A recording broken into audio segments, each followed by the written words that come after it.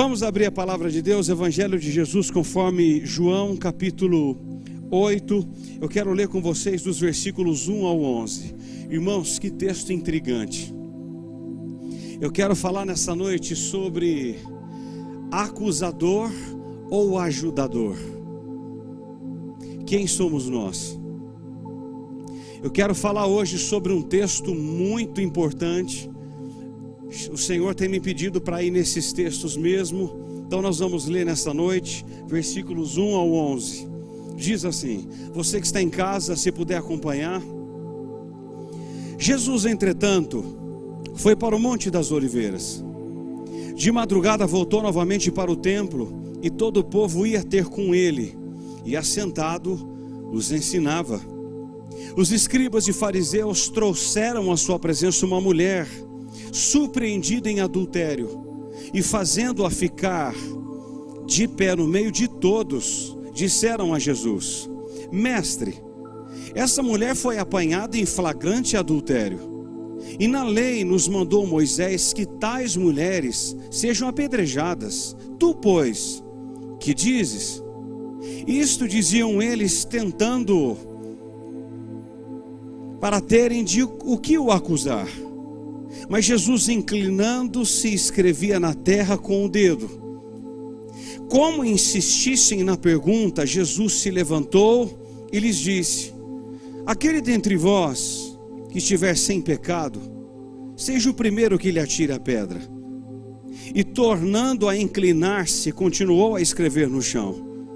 Mas ouvindo eles essa resposta e acusados pela própria consciência, foram se retirando um por um, a começar pelos mais velhos e até os últimos, ficando só Jesus e a mulher no meio onde estava.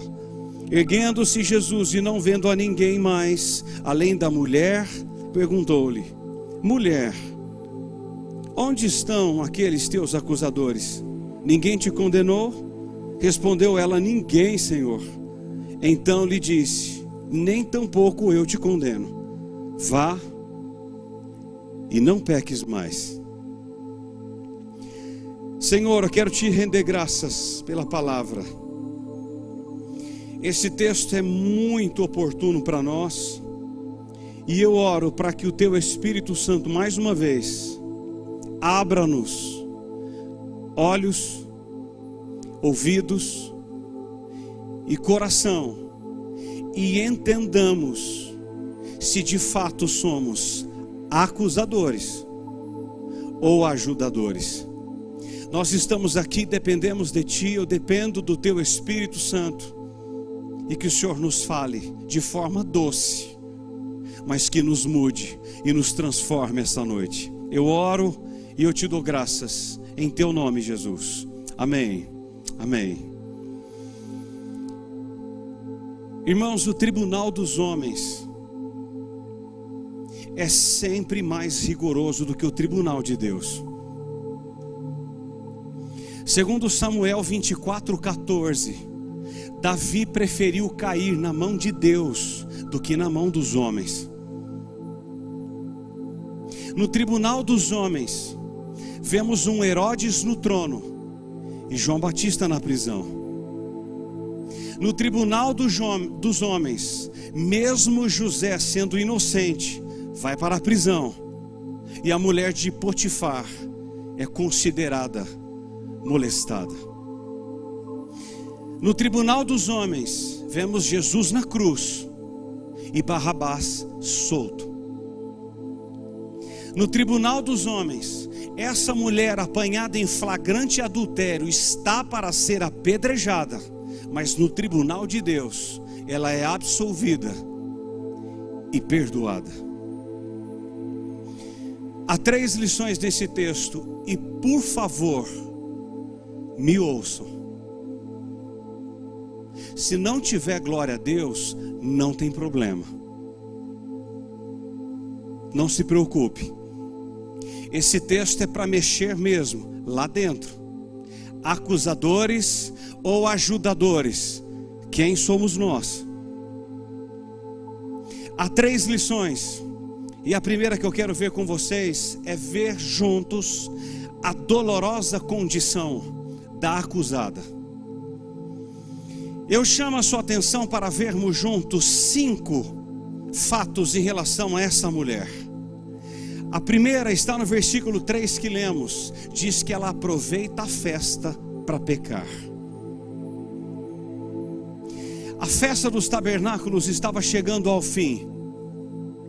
As caravanas já haviam se dispersado.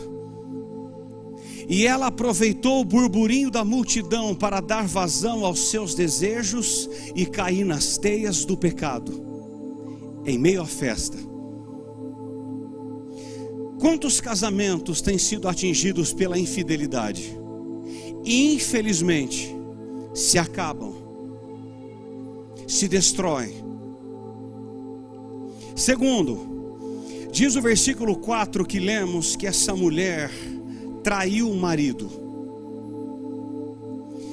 A palavra grega usada para adultério no versículo 4 é moikeia,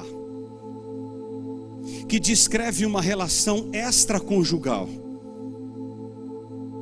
O termo adultério aqui no versículo 4 aponta em caráter definitivo para alguém que já está casado, ou seja, essa mulher era casada. Ela não era solteira. O adultério era considerado um dos termos mais terríveis para um judeu. Os rabinos diziam que todo judeu precisava morrer antes de cometer idolatria, assassinato ou adultério. Morram, diziam os rabinos, antes de cometer esses 3 tipos de pecado. Terceiro, diz o versículo 4 que ela foi flagrada no ato do seu pecado. Ela foi apanhada em flagrante adultério. Irmãos, notem, essa mulher não tinha desculpas. Ela não teve como fugir e nem negar o seu envolvimento sexual com esse homem. Há muitas pessoas que mentem, enganam e escapam, mas não era o caso dessa mulher. Ela foi apanhada em flagrante adultério. Ela foi pega, como dizemos, com a boca na botija. Quarto lugar, diz o versículo 3 que lemos, que ela foi humilhada publicamente, que diz o final do versículo 3, fazendo-a ficar de pé no meio de todos. Aquela mulher foi arrastada à força. Seus acusadores não a trataram com dignidade. Eles não a viram como uma pessoa que tinha nome, sentimentos e muito menos família, mas apenas como um caso a mais. Fizeram-na ficar de pé diante da multidão e diante de Jesus. Humilharam a mulher. Fizeram-na dela um negócio, uma coisa. E quinto, essa mulher cometeu um pecado passível de morte. Eles usam a lei, em Levítico 20, no verso 10, a lei de Moisés previa que para o homem ou a mulher que fossem apanhados em adultério, morreriam. Essa era a lei. Ou ele ou ela precisavam morrer. Se fossem apanhados os dois morreriam. É o caso aqui. Deuteronômio 22, nos versos 22 e 23, nos dizem que no caso da moça virgem, desposada, ou seja, noiva, a lei também estabelecia a pena de apedrejamento tanto para a moça, quanto para o rapaz que fosse apanhado com ela. No tribunal da lei ela estava condenada. No tribunal dos religiosos ela é acusada. No tribunal da opinião pública ela é condenada como uma ninguém. no tribunal da sua própria consciência, ela é acusada, pois ela não se defendia. Ou seja, essa mulher é uma figura da miséria em pessoa. É a miséria. Essa é a dolorosa condição da acusada. Ela aproveita a festa para pecar, ela trai o marido, ela é flagrada no seu ato de adultério, ela foi humilhada publicamente diante de todos, e ela cometeu pecado para a morte.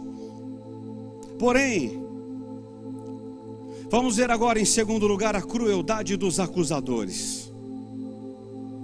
Preste atenção agora, aqui que o negócio fica bom.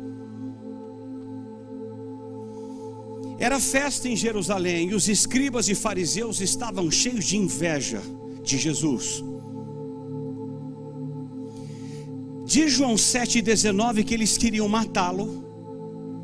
Diz João 7,30 e 31 que eles queriam prendê-lo.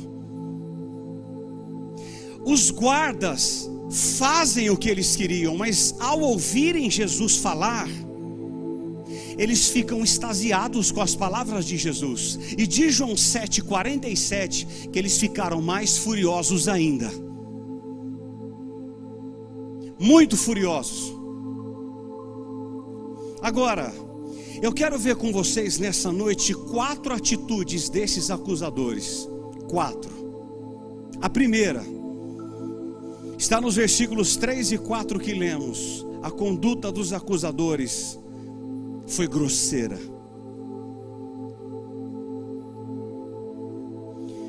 Esses homens eram detetives e não pastores. Há muitos detetives no meio de nós. Detetives e não pastores. Em relação à mulher, eles não se importavam nem com ela e nem com a sua família. Usaram-na para os seus propósitos malignos. Em relação a Jesus, eles queriam encontrar um motivo para o acusarem e o matarem. E assim eles intentam 3 coisas contra Jesus. A primeira coisa foi tentar jogar Jesus contra a lei de Moisés. Segundo, tentar jogar Jesus contra a lei romana. E terceiro, tentar jogar Jesus contra o povo. Porque se Jesus perdoasse a mulher, ele estaria em oposição contra a lei de Moisés. E se ela condenasse à morte, estaria usurpando as atribuições do governo romano. Ou seja, se Jesus mandasse matar a mulher, ele seria pego no amor que ele tanto prega. Se ele mandasse soltar a mulher, ele seria pego na lei.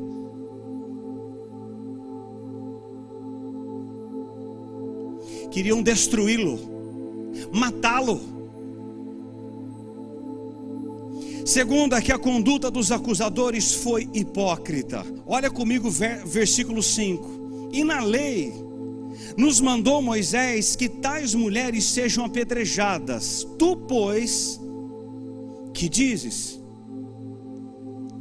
Irmãos, eu poderia falar sobre hipocrisia em Lucas 12, mas bem rapidamente, o que é hipocrisia? É falar ou fazer uma coisa e sentir e viver outra. Isso é hipocrisia. Podemos ver 4 sinais de hipocrisia nesses homens, se não vejamos. A primeira, aqui no versículo 5, é que eles professavam grande zelo e reverência pela lei. Eles velavam pelo cumprimento fiel das Escrituras, mas queriam matar Jesus. Eram hipócritas. Segundo, eles professavam grande preocupação pela moralidade privada e pública. Esses homens apresentaram-se como defensores da família, mas eram hipócritas, Eles queriam que a mulher morresse, que Jesus morresse, e eles não estavam preocupados com a restauração da família. Hipócritas. Terceiro, eles demonstraram grande respeito para com Cristo, porque eles o chamam no versículo 4 de mestre, Rabi. Mas queriam matar Jesus. Você mostra respeito por alguém, mas pelas costas quer matar alguém? Ui. Isso tem nome: hipocrisia. Eu tenho um grande respeito pelo pastor Eloy, louvado seja o nome dele quase. Eu amo a Ana canta tão bem. Eu amo o pastor Marco, mas por trás quer matar. Você tem inveja, isso é hipocrisia.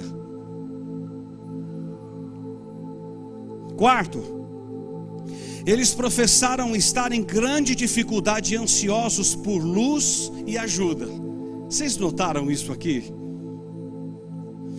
Eles não estavam interessados na mulher, nem na lei, e muito menos na moralidade pública. Eles queriam matar Jesus.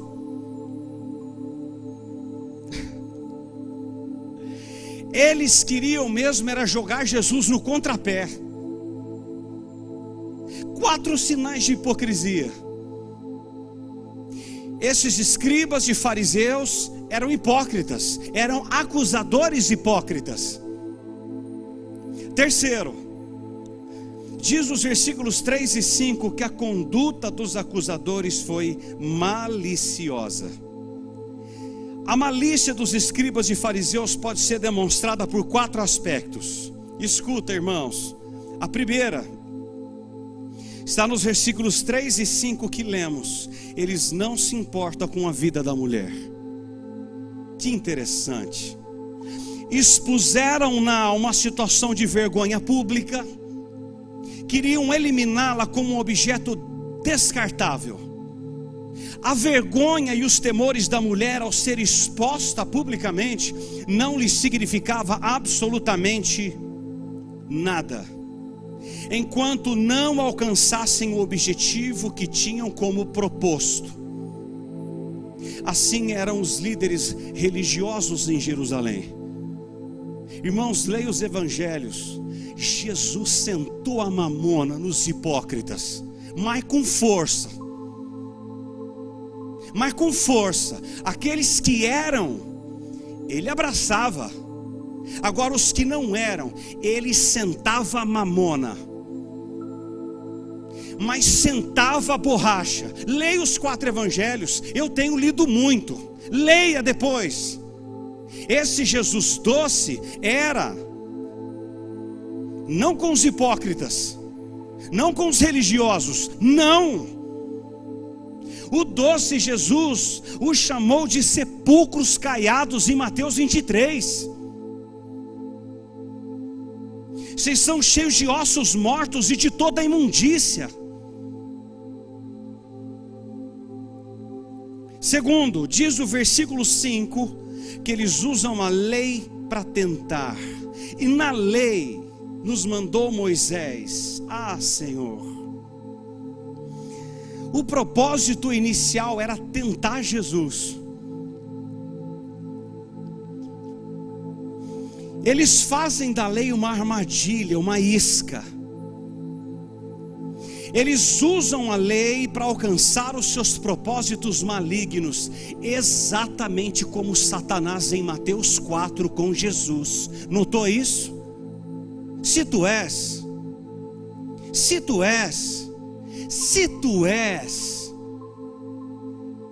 e muitos hoje torcem a Escritura para alcançar os seus objetivos primeiros. Eles torcem a Escritura, eles tentam pessoas. Irmãos, isso está acontecendo hoje, nesses dias. Terceiro, diz o versículo 4 que eles bajulam a Jesus para tentá-lo. Disseram mestre. Eles chamam Jesus de mestre, mas não honra, não o ouve e não o obedece. Isso é interessante. Mestre, mas não obedece, não honra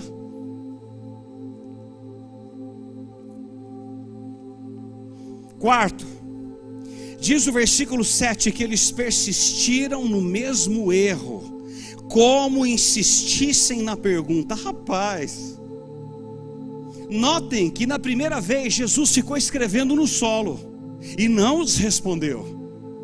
Então eles insistiram no erro. Eles insistem no erro. Aqueles fiscais da vida alheia estão cegos e com o coração endurecido. Vai, Jesus, vamos, vamos.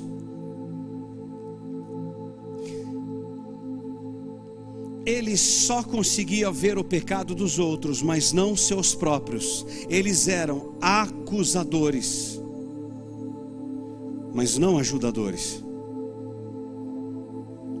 Há pessoas que querem ver o mal, mas não querem ajudar você de fato. Não querem. Se você não diz, ela retrocede um pouco, como Satanás fez em Lucas 4 na tentação, e volta para tentar você. Ei, vamos! Você conhece alguém assim? Ele tenta você, você não diz nada, ele retrocede, exatamente como Satanás. Você conhece algum Satanás? Ele retrocede e ele volta você para tentar você de novo. Vai, Jesus! Insistem na pergunta.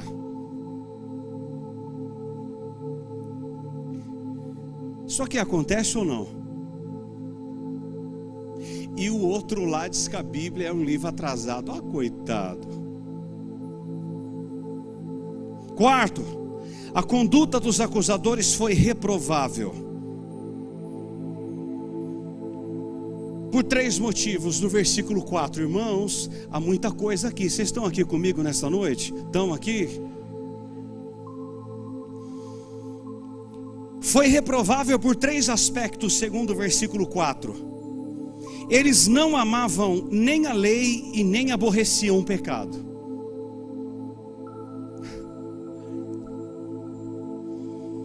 Eles não buscavam a glória de Deus, mas a deles mesmos. Eles não queriam ajudar a mulher, e eles malemar estavam preocupados com a lei. Eles queriam a glória do nome deles. Eles queriam o nome deles no alto. Segundo, eles revelam ser parciais e preconceituosos. Sabem por quê? Porque eles trouxeram só a mulher e deixaram o homem escapar.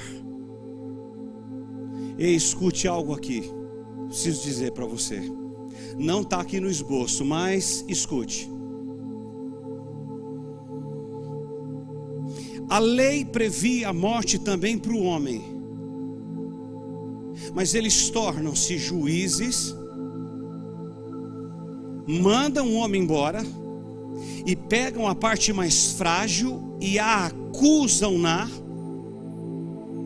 para tentar pegar Jesus. Ou seja, eles são juízes, eles são fiscais. E aqui, irmãos, há algo interessante, muito. Eles revelam parcialidade e preconceito. Há muitos parciais assentados nos bancos das igrejas. Eu vou explicar para vocês com bastante graça. A minha filha, vou supor a sua filha, ela caiu em um adultério. Abrace. Não, abrace. A filha do vizinho caiu em adultério. Pode matar. Olha, das nossas, abafa o caso, irmã Dalcimar, abafa. Parcial. Preconceituosos. Irmãos, o Espírito Santo me fez ver uma prostituta entrando agora na nossa igreja. Como a tratamos? Como?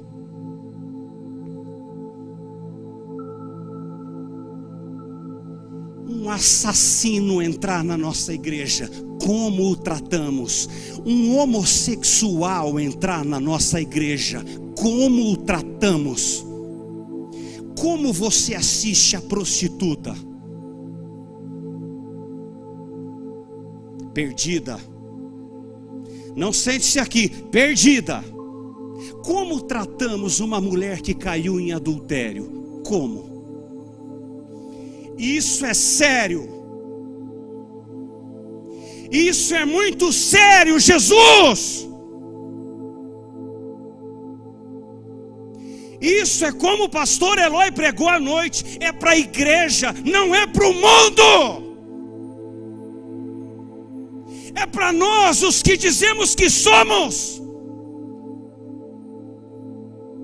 Eu profetizo prostitutas entrando aqui depois do coronavírus. Eu profetizo homossexuais entrando aqui depois do coronavírus. Como vamos tratá-los?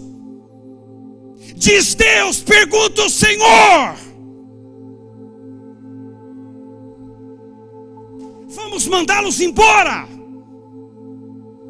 Rapaz, eu estou cheio de Deus aqui. Deixa eu tomar uma água.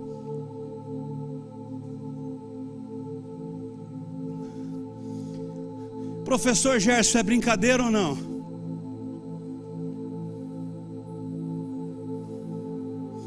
Há um terceiro ponto e último. Vamos ver agora a misericórdia de Jesus.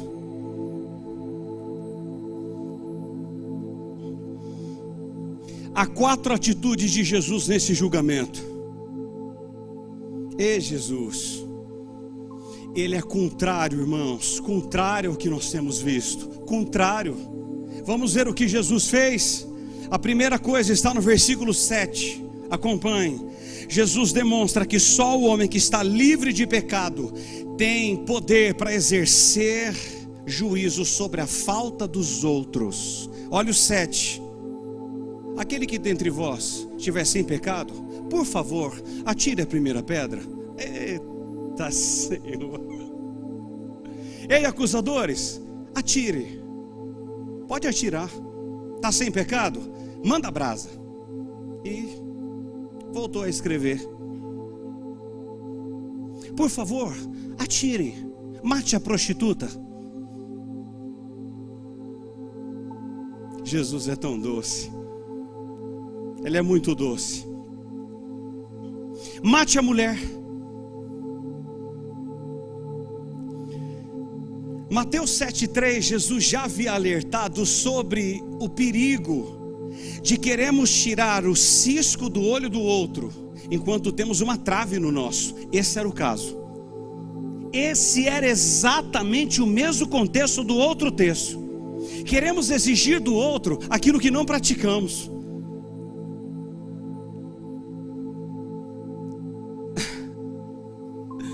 Somos intolerantes com os outros e complacentes com os nossos próprios erros. Você conhece alguém assim? Perdida. Perdido. Inferno para você, perdido. Agora os meus erros, louvado seja o meu nome. Aleluia.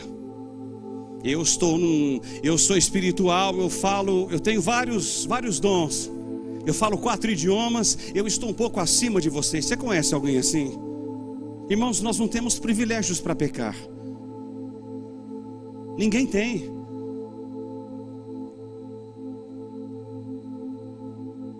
Nenhum de nós tem. Concordo com o Sproul.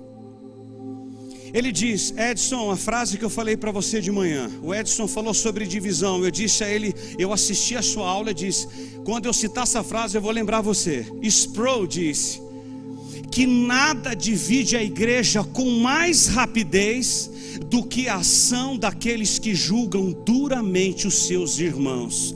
E isso divide a igreja rápido. Rápido. Nós nos tornamos juízes. As igrejas estão cheias de juízes que condenam. Prostituta, vai embora daqui. Prostituta, você não vale nada. E a igreja sendo dividida.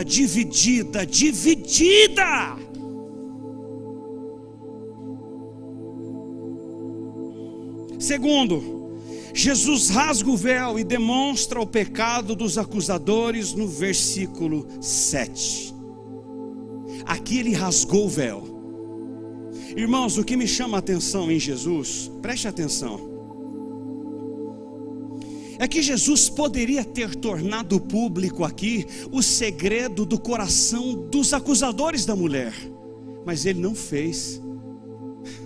Eita Jesus, que coisa, irmãos. Hein, irmã Cida? Ele poderia ter rasgado o verbo do nome, do pecado de cada um, mas ele não fez. E por que nós fazemos? E por que nós não abraçamos a prostituta? Por quê? Irmãos, eu trabalhei como Uber em Campinas por algum tempo, e eu disse para um pastor antes de vir para cá, eu fiz um diário das minhas viagens. Irmãos, aquilo foi um seminário para mim. Entrou muita prostituta no meu carro, mas muita, e moça bonita. E elas entravam no carro e começavam a conversar. A maioria das vezes eu chorava, porque eu me condoía com a dor de Jesus na vida da moça. E eu falava de Jesus para as moças. Fala, querida, há esperança para você. Aí algumas choraram comigo no carro. Já pensou os pastores de lá? Meu Deus, o pastor Marco está enrolado, está orando com a prostituta, ainda ia descer o pau em mim. Ele está perdido, esse homem aí, ele desviou.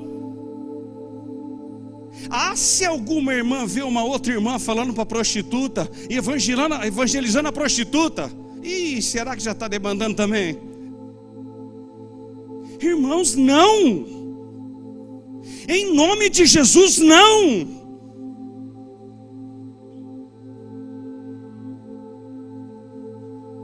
Teve uma moça uma vez que eu a peguei no centro da prostituição em Campinas, no centro.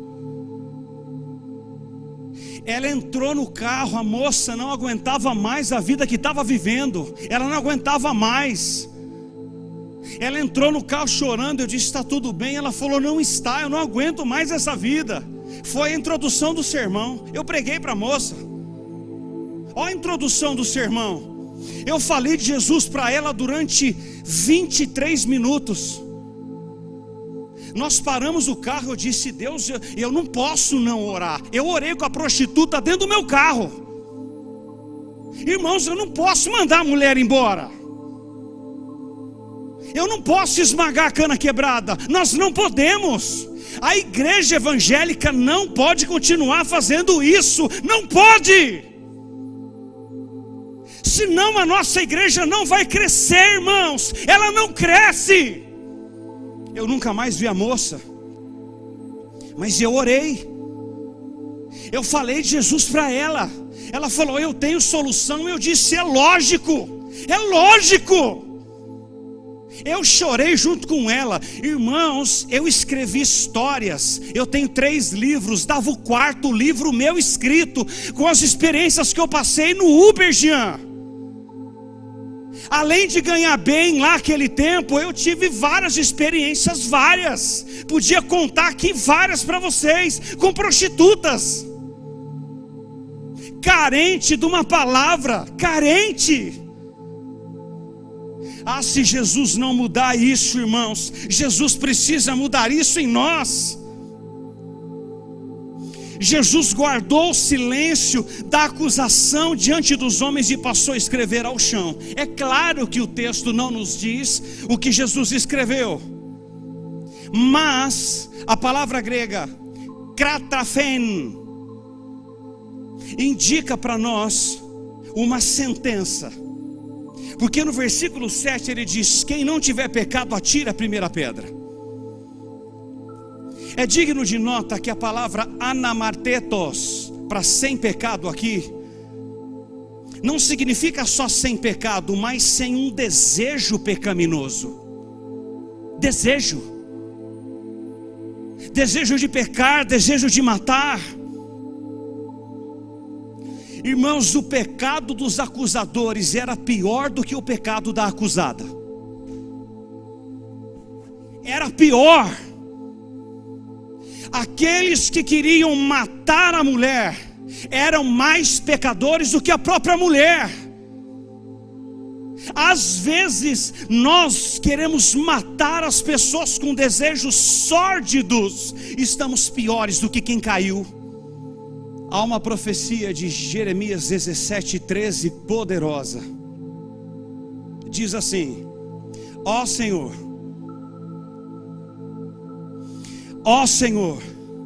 esperança de Israel, todos aqueles que te abandonarem serão envergonhados.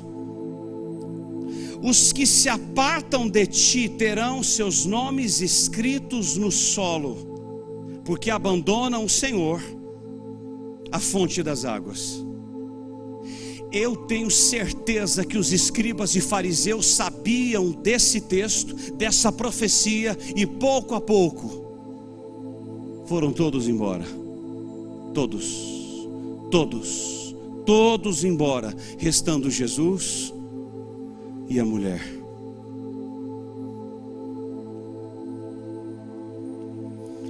Terceiro, é que Jesus não esmaga a cana quebrada. Não esmaga. Irmãos, eu vou dizer uma coisa para vocês. Eu estou sentindo tanto Deus aqui. Está tudo muito em silêncio, mas está tão forte a presença de Deus aqui. Vocês não têm noção do negócio. Está tudo muito quieto, não tem problema. Não precisa ter grito. Ele está aqui, ó. Ele paira. Ele está falando com você? Está ouvindo a voz dele? Se não, vejamos. O versículo 7 nos diz que Jesus valoriza a lei, expõe a gravidade do pecado, mas ama o pecador para restaurá-lo. Ai, Jesus. Onde aquele que não tem pecado, que atire a primeira pedra. Irmãos, com seu silêncio e poucas palavras, Jesus ensinou 3 verdades profundas para nós. A primeira: a lei é santa. Segundo, o pecado é maligno. E terceiro, o seu amor pelos pecadores é infinito.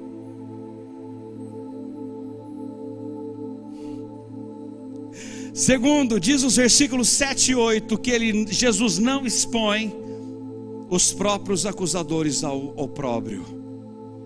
Ele faz exatamente o oposto daqueles que vão à mulher e entregar a mulher ao ridículo. D.A. Carson disse algo muito interessante sobre esse texto, que aqueles que foram a Jesus para envergonhá-lo, saíram envergonhados. É sempre assim. Aqueles que envergonham outras pessoas, o Senhor envia aqueles que são para envergonhar aqueles que não são. Sempre que eu e você formos parciais e preconceituosos ao lidar com aquele que caiu em pecado, Jesus manda outro e nos envergonha. Ouça isso, por favor. Em nome de Jesus. Eu lembro-me agora de um texto de Gálatas 6:1 tão forte. Paulo diz assim: irmãos, se alguém foi surpreendido em alguma falta aqui é paraptoma, é pisar em falso, dar um passo em falso, pisar fora do caminho. Você pisou fora do caminho alguma vez? Se alguém for surpreendido em alguma falta, vós que sois espirituais, corrige-o, catartizo, enfaixe o osso fraturado no corpo de novo, catartizo, corrige-o. De qualquer jeito? Não, com espírito de brandura. Brandura aqui é praotes, é manso, é mansidão, é com praotes, é manso, É com espírito de brandura e guarda-te para que não sejas também tentado.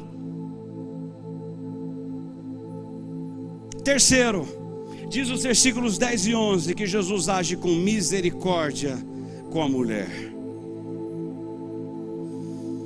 Mulher, a mesma mulher de Maria. Mulher, onde estão os teus acusadores? Ninguém te condenou? Eu amo Jesus, irmãos. Ele é maravilhoso. Não, Senhor. Nem tampouco eu te condeno. Puxa vida. Rapaz, isso é maravilhoso, irmãos. Ele veio não para condenar, mas para salvar. A mulher merecia morrer, mas ele usa o seu poder para restaurá-la. Restaurá-la. Oh, aleluia.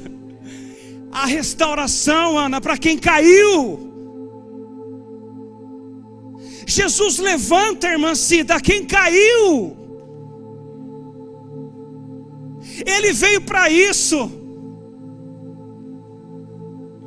Lucas 19:10, falando com Zaqueu. Eu vou pregar esse texto aqui, já terminei. Jesus diz lá no final que ele veio salvar e buscar aquele que havia se perdido. Ela era uma perdida, mas ele a restaurou para a glória do próprio nome dele. E o último é que Jesus restaura a dignidade da mulher. Rapaz, sabe um dia que você não quer parar de pregar? É assim hoje. Que presença gostosa aqui, irmãos. Jesus te ama, Ele me ama. Jesus restaura a dignidade da mulher com 4 coisas. E eu termino a exposição. Primeira, nos versículos 10 e 11 eu aprendi que Jesus não diminuiu a gravidade do pecado. Por favor, me ouça. Aí eu vou pegar um pouquinho do gancho da palavra do pastor Eloy de manhã. Jesus não diminuiu a gravidade do seu pecado. Ele não disse que ela era inocente. Não, ele não disse.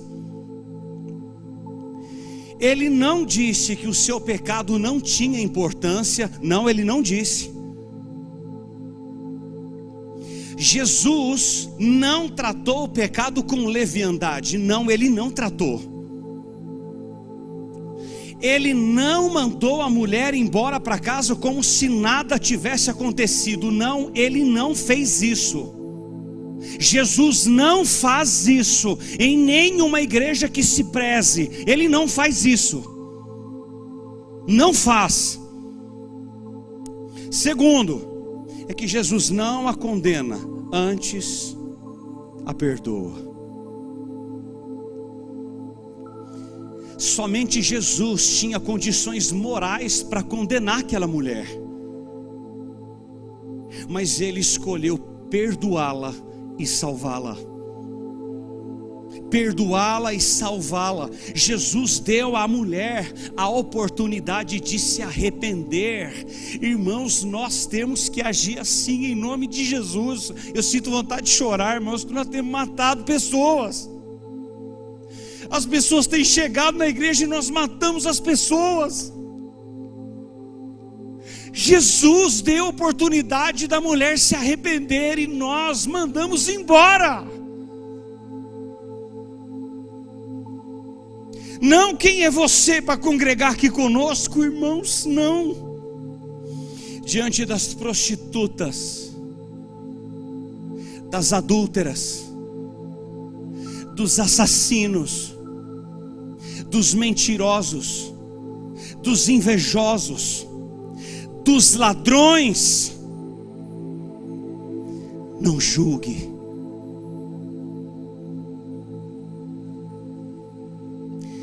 Abrace. Jesus quer salvá-los, perdoá-los.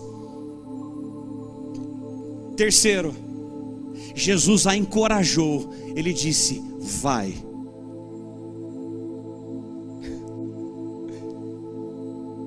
Vai. No versículo 10, ele disse: vai, volta à vida.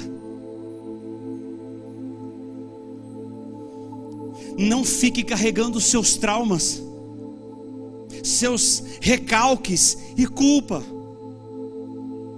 Ela vai livre, perdoada, restaurada e com dignidade. É isso que o Senhor faz através da pregação, é isso que Ele faz por meio do Evangelho. Jesus não a condena de nada que ela havia feito, irmãos, nada. Jesus disse: vai, esqueça o que você viveu, vá embora e viva uma vida nova que eu lhe dou.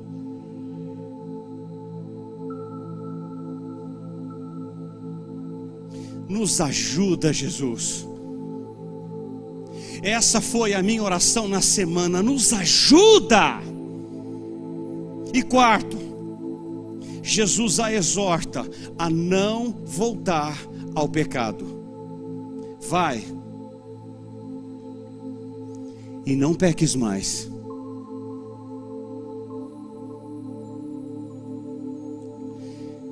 Irmãos, a natureza do verdadeiro arrependimento não é arrependimento e novamente arrependimento, mas é arrependimento e fruto de arrependimento. É o sermão de João Batista em Mateus 3:8: produzi, pois, frutos dignos de arrependimento. É arrependimento e fruto de arrependimento, e não arrependimento e novamente arrependimento. Há pessoas que se arrependem na expectativa de pecar de novo. Isso não é arrependimento. É arrependimento e fruto, é arrependimento e mudança. Arrependimento é mais que sentimento, é uma firme atitude de abandonar o pecado. Eu não posso viver em pecado. Eu não posso querer viver igreja e mundo, não, não. Ou você é ou você não é. É o que Jesus está falando aqui. Nada de reincidência, porque Jesus aborrece o pecado. Eu não te condeno, mulher, mas não peque mais, não faça mais isso.